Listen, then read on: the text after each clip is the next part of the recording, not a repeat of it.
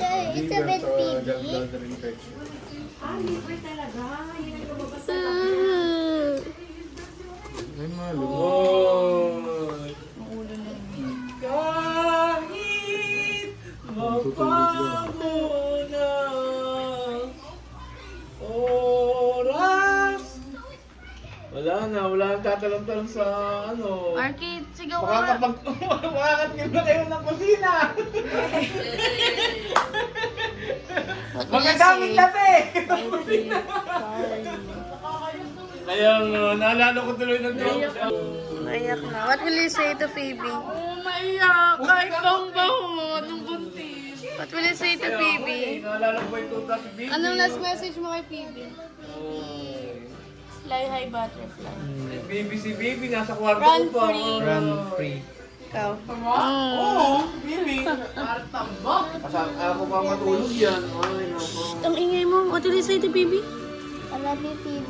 Oh, ikaw, Arcade.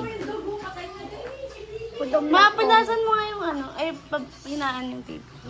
Ah. Bye, Phoebe. Pahinga ka na, baby. Linisin na yung chapel. What will you say? Gutom na ako. Don't cry. For the cry. Kaya naman sabi mo kay Phoebe? Bye-bye, Bibi. A message to Phoebe.